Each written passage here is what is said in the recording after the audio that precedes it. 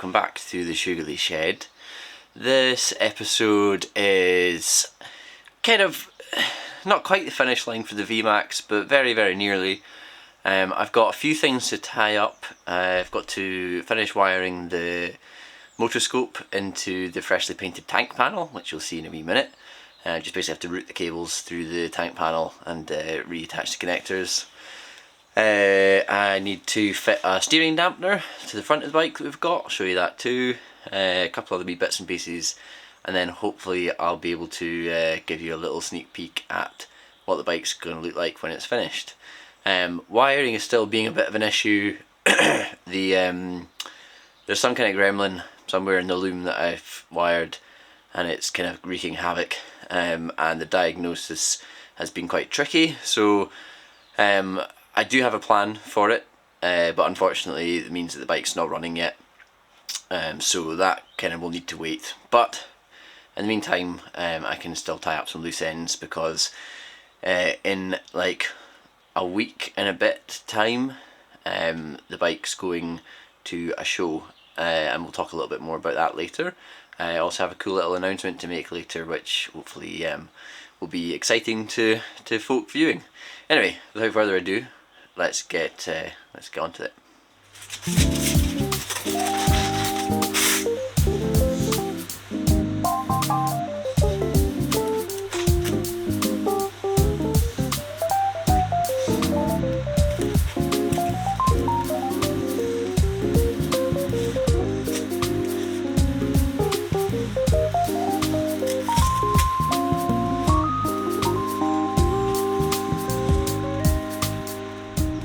Check out that paint.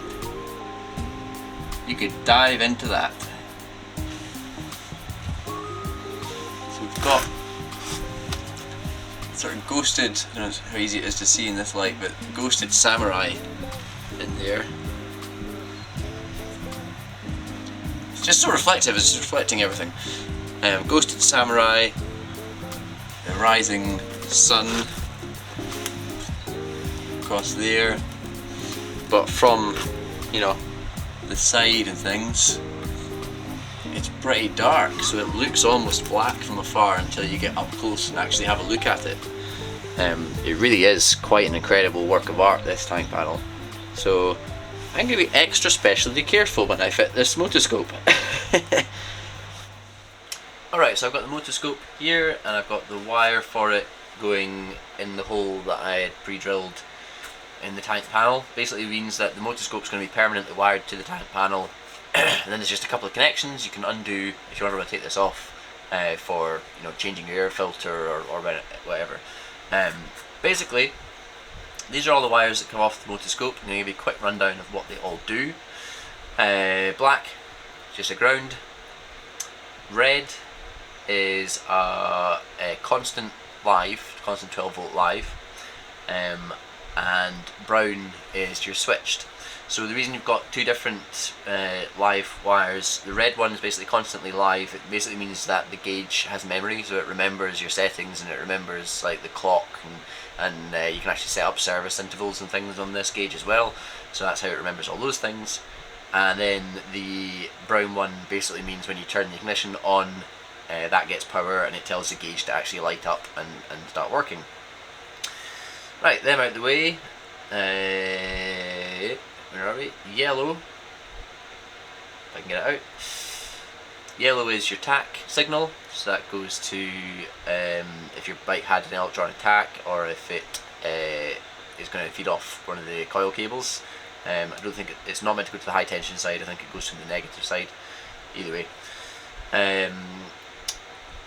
White is your speed sensor. So white's going to go to, this comes with a speed sensor, and that's where it's going to go to.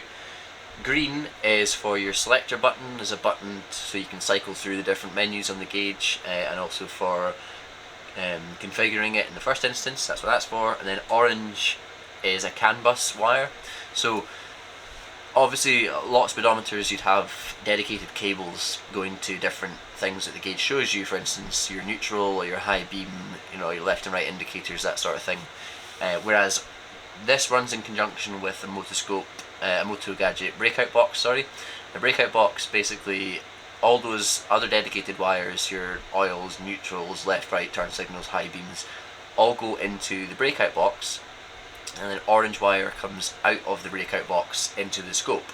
So the signals from those sensors around the bike go to the breakout box, and that sends out a signal to the motoscope, which it can read and gives you all the data on your gauge. Basically means you've got fewer wires coming from the gauge. Then that orange one, sorry, just goes into the breakout box, and then all the other ones are fed into that breakout box. It sounds quite complicated. It's not really, and it actually keeps your wiring quite neat. So I'm not complaining.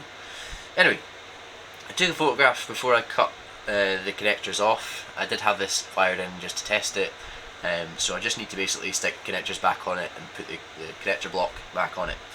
There were two other wires actually I meant to mention, a purple and a blue, and they are for specific modern motorbikes that have other electrical bus systems, I think. Anyway, either way, those aren't important. We're not using those, so I've cut them off. It was not applicable to this bike at all. So, like I say, let's get these connected up.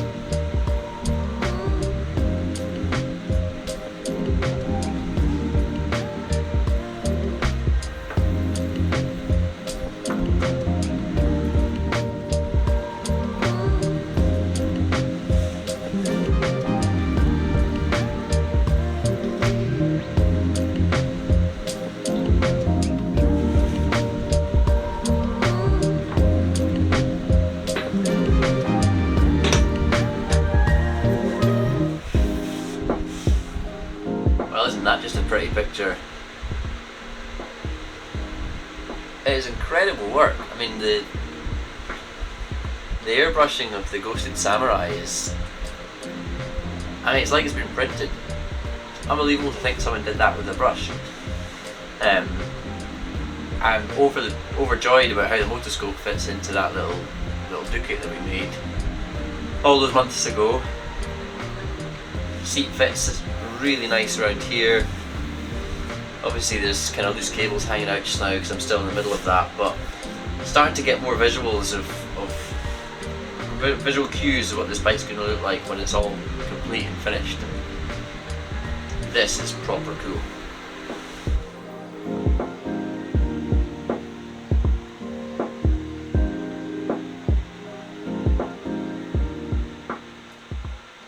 Right, I've taken the type panel back off and put it away because I know what I'm like, and that paint is immaculate, and even the slightest mishap would completely spoil it. So it's packed away, nice and safe, while I kind of finish off the rest of the bike. Right, next job is the steering dampener that we've got. This is Hyper Pro steering dampener and fitting kit that's meant to fit a V-Max. I think it should fit this one because even though it's a custom yoke on it, it's a custom yoke that's meant to be plug and play onto a regular V-Max, so I'm hoping this should just be a fairly straightforward installation. But basically this is a way of dampening your steering for big powerful bikes like this. Just can help prevent things like speed wobble, I think, and steering in and out of corners can be a bit more smooth. So first things first, get the kit apart, have a look at the instructions and see about getting it fitted up.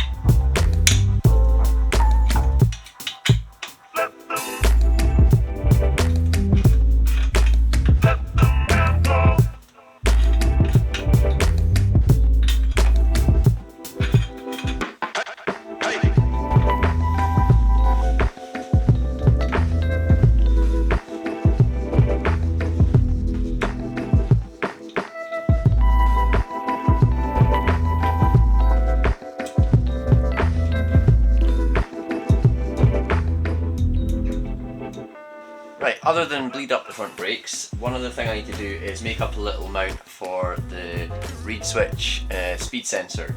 What I've already done is epoxied a magnet into one of the Allen bolt heads here, so you can't really see it for looking, but it's there. And then I'm going to mount this just under the kind of fork bracket, the brake bracket, sorry, under here. So I want to make up a little bracket, something quite small, that will share this mount bolt here with the caliper bolt, come under, and this will screw into it, and that will effectively read the speed of the wheel, feed that to the motoscope, and that will give us the speed reading as you're riding along.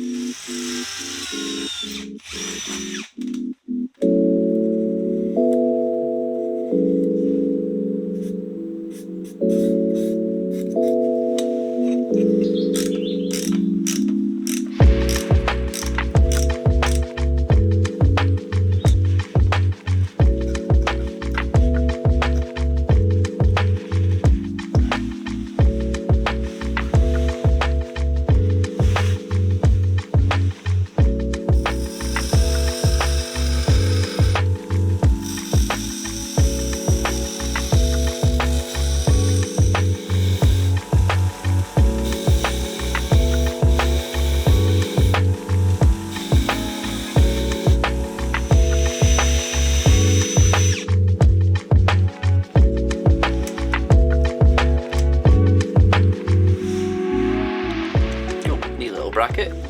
All that needs is a hit with some paint, and that can get bolted up in place. Simplicity.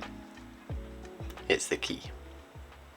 Alrighty then, with that last little piece of fabrication for the speedo bracket, we are finished Musashi. Pretty much, yeah. The only kind of, well, I say the only thing, the kind of big thing is that I still not got it running. And I say that with a heavy heart because it has taken quite a lot of my motivation away, I think. Working on the wiring for this bike, it's kind of fought me tooth and nail. There is some kind of electrical gremlin which is causing a symptom similar to just a short. And it has now fried 3 NWTX21 pluses, which are expensive mistakes to be making, and it's not an issue with the unit itself, it's an issue somewhere else in the bike that is overloading the unit and destroying them. And NWT have been really good at helping me out, providing new units when I've fried them, and then also providing help with the diagnostics, but I'm still not currently gotten to the bottom of the issue yet. However, there's light at the end of the tunnel, and this time next week, there will be some people coming to my shed who might just be able to offer some help. That includes Al from Kilted Bushido Builds, who is NWT Europe. BJ from Brickhouse Builds is coming over the pond as well, and he's very knowledgeable on these systems too. Jeroen, Dutch Shed Builds, he's coming over from Holland, and he again is quite knowledgeable on these systems. Struan from Remotorcycled is coming as well. There's going to be a bit of a sort of meeting of the clans, sort of like we did last year on Instagram in this shed, but obviously with the addition of a few extra faces. They're not just coming for the shed, although it is obviously a primary reason for visiting. They're coming for the Scottish Motorcycle Show at Ingliston near Edinburgh, which is a week on Saturday, and Musashi is going to be on the NWT stand there. So it's kind of, the pressure is on and time is ticking in order to get the system figured out and get the bike running for the show. Aesthetically wise, the bike's done, and I don't know if you've noticed, but this is actually episode 100 of Shoogly Shed Motors. I mean, madness that I've managed to get to 100 and there's still people interested. In fact, the audience is still growing, and that's awesome. But seeing as it is this momentous occasion, I thought it would be unfair to not, go out with some kind of bang as such, as we push into my next century of episodes. Mad to think. So I figured, why not give you a well-earned look at aesthetically finished Musashi.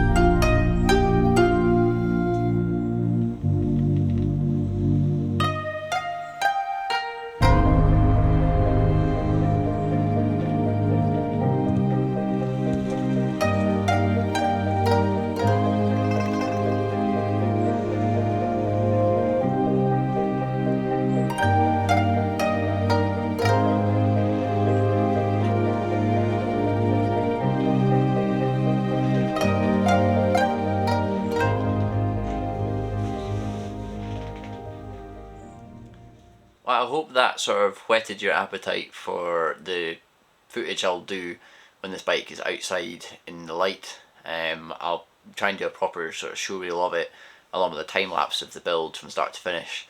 But obviously, aesthetically wise, that's pretty much how it's going to look.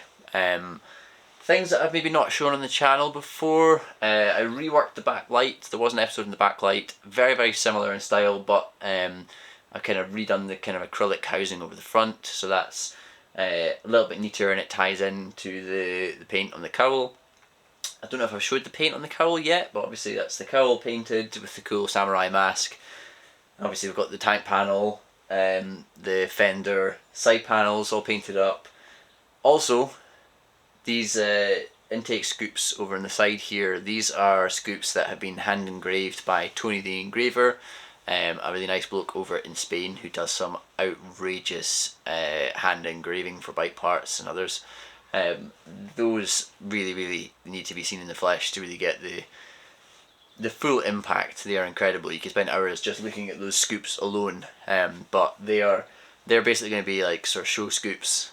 We've got one obviously for each side that will go on when the bike goes to shows, and then we've just got plain matte black scoops for other occasions where, you know, feel a little wary of taking works of art like that out and about. But hey ho, they do look absolutely incredible. Aside from that, I think everything else has kind of been covered. Like I say, it's just the wiring needs to get sorted, and then we'll maybe try and get some footage of like a proper showreel of the bike running and all those sorts of things. I hope that kind of satisfies you to a degree just now, and is fitting to mark my kind of 100th episode. Is just to kind of give you a real, you know, proper look at the bike, and you know, see how far we've come since since the GS 500 a couple of years ago now, and working in my tiny little old shed, and the improvements to my working environment hopefully translate into the improvements in my build quality. And like I've said 1,000 times, I'm still blown away that there's so many people out there that are interested in what I'm doing in my shed, and I thank you all for the support, because I wouldn't probably be doing it quite to this standard if it wasn't for the fact that people online kind of feed in and you know, encourage me and motivate me, and yes, I do this for myself, but I also do it, you know, as part of a community online, and it's really cool to be part of that community and to feel like I push myself and I further myself because I'm in that community. I hope that kind of makes sense, but it's basically, I wouldn't be creating bikes to this standard, I think, if I didn't have the input and the feedback from the community online. So yeah, there's definitely there's a thanks to be said there for sure. Anyway, episode 100 signing off. As usual, please do give me a like, leave me a comment, and make sure you do subscribe to the Shoogly Shed channel. Like I say, there'll be some more episodes coming up very shortly to do with the Scottish Motorcycle Show that this bike's going to, and also I will try and do a proper like showreel reveal-esque episode on the V-Max, and like a full build time lapse, if that's the kind of thing that interests you. Anyway, take care. Goodbye.